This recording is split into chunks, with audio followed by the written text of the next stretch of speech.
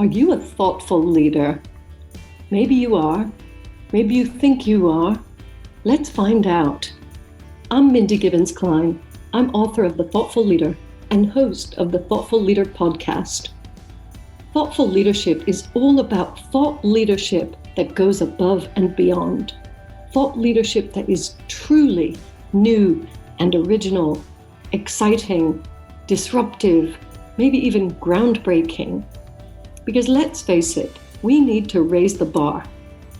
My guests and I are absolutely obsessed with finding truly original thought leadership, and I'm going to bring you so many exciting ideas and opportunities, things for you to think about, and chances for you to push your thinking that you'll be very glad you tuned in. So thanks so much for checking out Thoughtful Leadership and the Thoughtful Leader podcast. I look forward to connecting with you very, very soon. Welcome to the show. My guest today is the amazing thoughtful leader, Jon Keel. I have known him for a couple of years, and I've been really, really impressed with his strategic brain, and I'm sure you will be as well.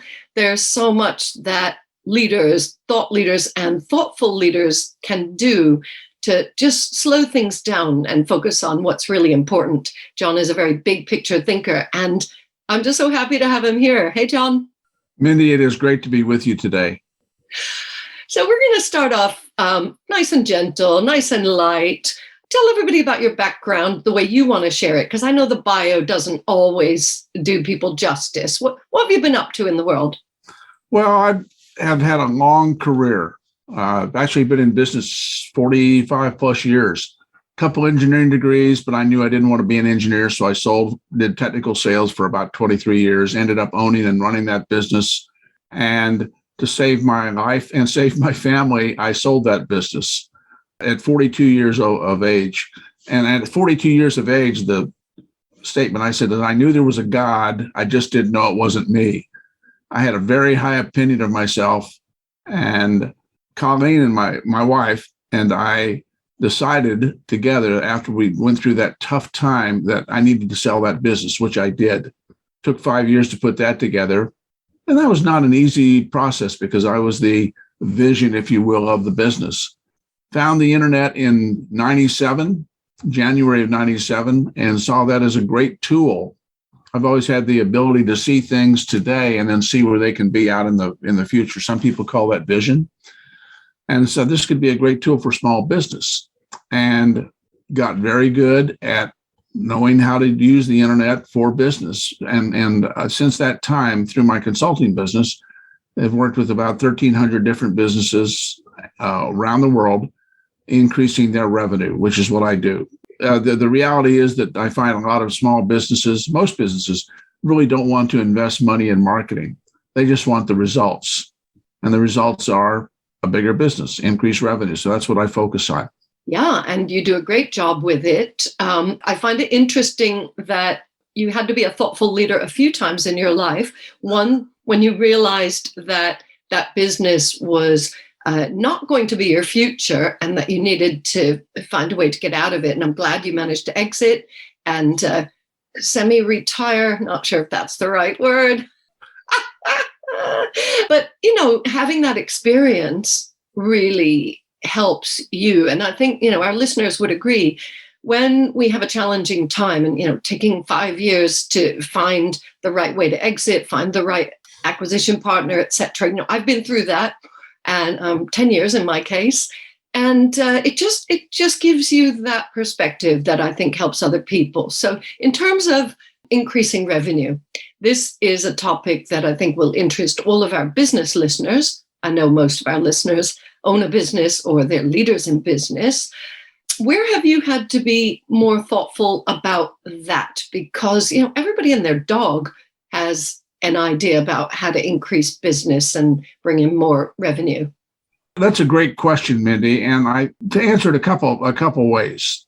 Many people talk about techniques. I'm not a technique person, although I use techniques. One of my nicknames is the old dog with new tricks. So I know all the latest stuff, but it really starts with principles. I use principles in my business, and principles never change. And in fact, I was on a conversation yesterday and sharing with a guy that I do a lot of writing, and I'm using copywriting books as examples, books that were written back in 1920, 1925. Principles never change. Techniques do come and go. And that's a strategy, if you will, philosophy/strategy that I use with all my clients, because too many of them get so excited about, oh, I got to do this. I've got to do that. I've got to do this. It's what I call BSO, bright, shiny object syndrome. And techniques come and go. Principles never do. I agree with you. And I think it's time for you to share 1, 2, or even 3 maximum principles that you have seen that are absolutely permanent, and that you tend to find help business people. What are some of these principles? In terms of business growth, it's amazing to me as I talk with new prospects and new clients. One of the questions I ask is, well, tell me about your business. And a big mistake a lot of businesses make, I believe, Mindy, is that they say, but my business is different. No, it's not. 95% of all business is the same. What may change is the messaging, the copy, things like that. But basic business is the same. You need to have something that people will pay for, whether that's a product or a service. And don't get so enthralled with your product or service that you forget to reach out. But the challenge I see a lot of new clients have is one of my basic questions is, if you've been in business for any period of time, how often are you reaching out to your old clients? Amazingly, people don't. In many cases don't. And that's just found money. It's money that's waiting to be found because you've already developed a relationship with those people. Don't treat it all transactionally, but treat it relationally. Business is relational, not transactional, I believe. That's, I guess, a deep principle that I hold to. Yes. Is there another one? Ooh, a third one.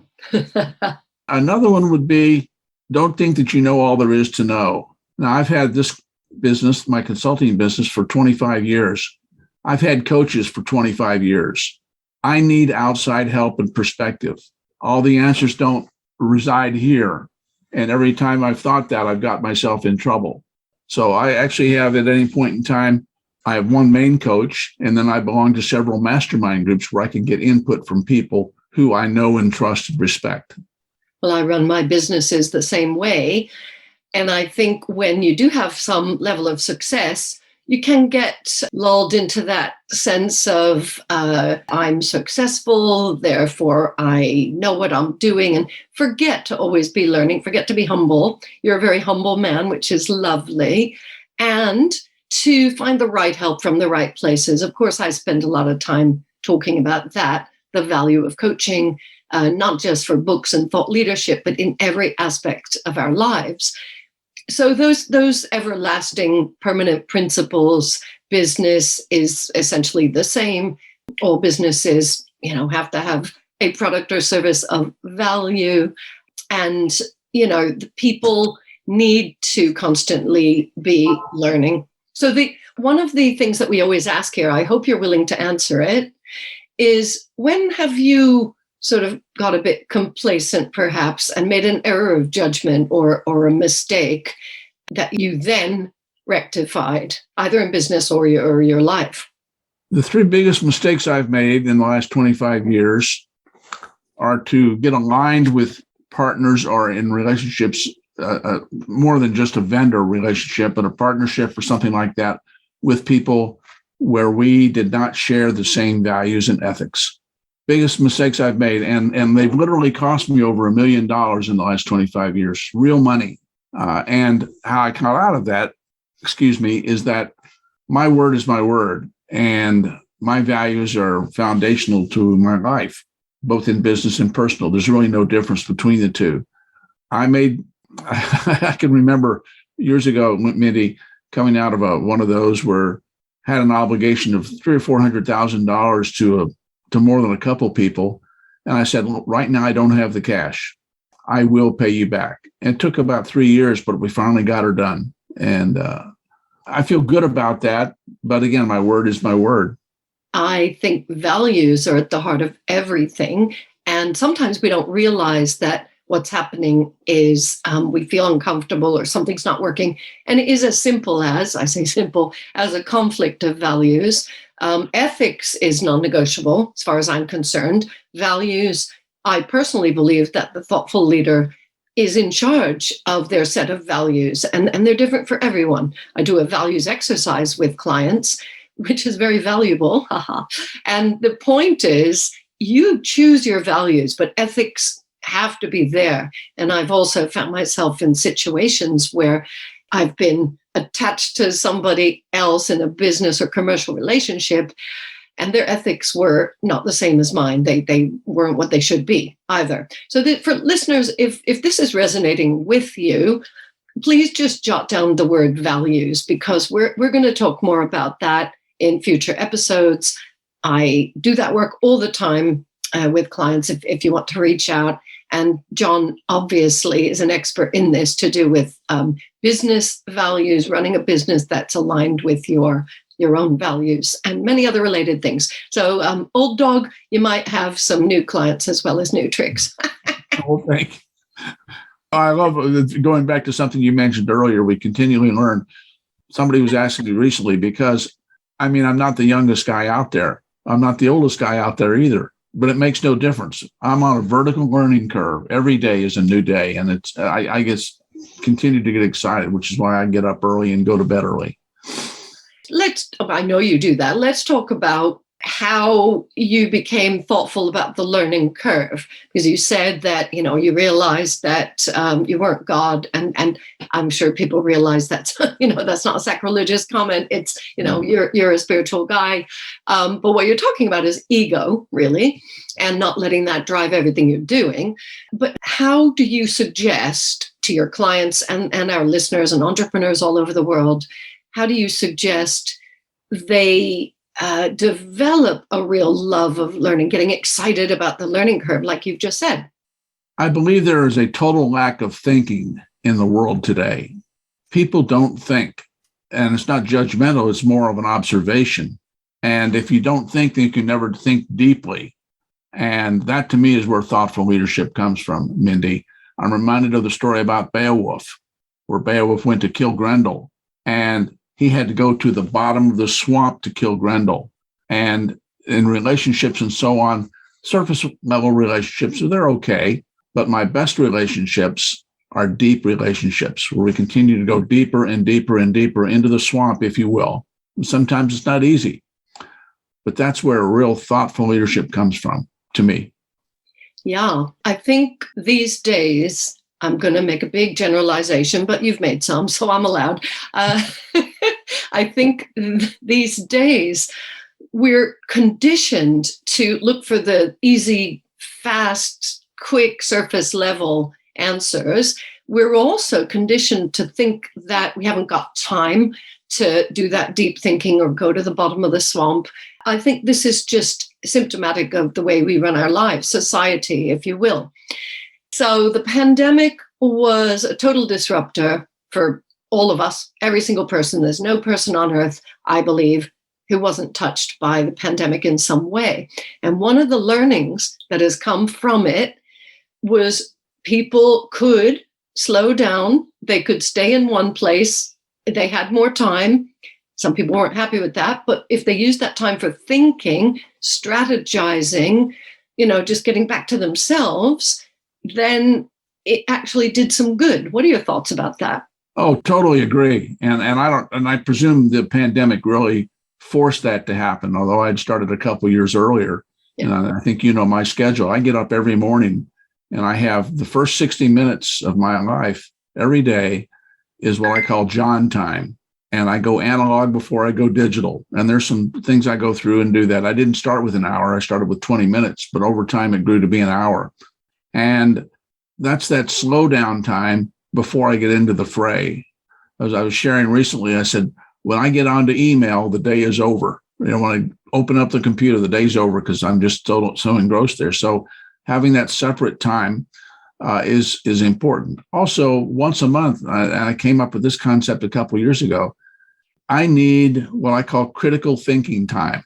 And so I schedule that on my calendar once a month. In fact, this coming Saturday, I've already got 9 to 12 is critical thinking time. And Colleen knows, don't go in that room, because I'm just sitting in my chair and I'm writing, not on a computer, but in a book, just questions that I have. How did this go well? Why didn't that go as well as it should have, et cetera, et cetera?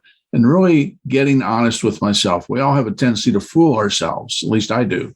It's easy to do.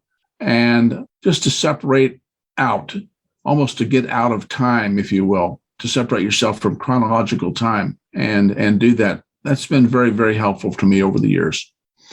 Yeah, well, anybody who has listened to the audiobook or read The Thoughtful Leader knows that is a really important strategy. We also believe that there is a process. So if anybody wants to know more about that, just ask me, because there's lots of ways to do your thinking. And we're not too prescriptive here, but I am a bit of a process-driven professional, you could say. So is Jon, so that's why we get on so well. And there is a process for going through that deep thinking. One of the things that you said that was really interesting, I'm going to go back to the swamp, is you said it's not easy. So in addition to setting the time aside, what are your thoughts, Jon, about how to get into the right mindset for doing, let's call it the hard thinking. If it's not easy, it's hard. In addition to setting aside the time, what's your mindset hack? I always have questions coming up in my mind, and I used to not write them down. So I keep a journal. It's a chronological book, and I'm always writing in it. I record every phone call, every meeting. It's just what I do. But I also use it when something comes up that maybe I don't understand, or I have a question or an idea. I write it down, and then I go back to that during my critical thinking time, and that process of going back and getting that stuff is really important. I also find, Mindy, that in my daily time in the morning, when I write down questions, because I don't have all the answers, very seldom have the answers, I think, initially, I write the questions down, and I don't worry about, do I have to answer that right now or not? Because I find that my subconscious, once I've planted it there, the answers will eventually come to me. So that's some brilliant, what we call how-to. And thank you for explaining that. And I'm going to circle back to the question, because what I think our listeners really want to know is, let me phrase it differently. How can they get motivated and excited about doing the hard work or the hard thinking? What are your tips, having done this for so many years? I can only relate the downside of not doing it. And the downside of not doing it is a crappy life, in my opinion. When I really don't know what I stand for, and having really gone through the exercise, if you will, of establishing, values, ethics, et cetera, relationships, this all takes time. And as I was telling somebody last week, they said, well, I don't like the time it takes. And I said, well, I'm sorry, I don't make the rules. But this is a rule of life. Relationships take time, for example. And I don't, quite frankly, like to have conversations, very long conversations, with people who don't think below the surface. I love asking questions. Why do you feel that way, et cetera? And tell me more about that. Those are the types of questions in an interaction with somebody else where you can get below the surface and begin to get down into the swamp to a degree. That's just the process I follow. It's the way I think. It's who I am today. So we're both, thinking partners. I think we're both good coaches, and it's helpful when you have someone there. I'll try one last time to get you to picture the person sitting on their own, and they have, they're firefighting. They have all these things going on, all these plates spinning, all those other metaphors. And what would prompt somebody to change their habits like you did, to set aside the time and to be, if not excited, at least inspired to work on that when it's not easy? And I get deep enough in the last response, but the way my life was going at that time, before I began that process at 42 years of age, I almost lost everything. My wife, my family, etc. And my life was a mess.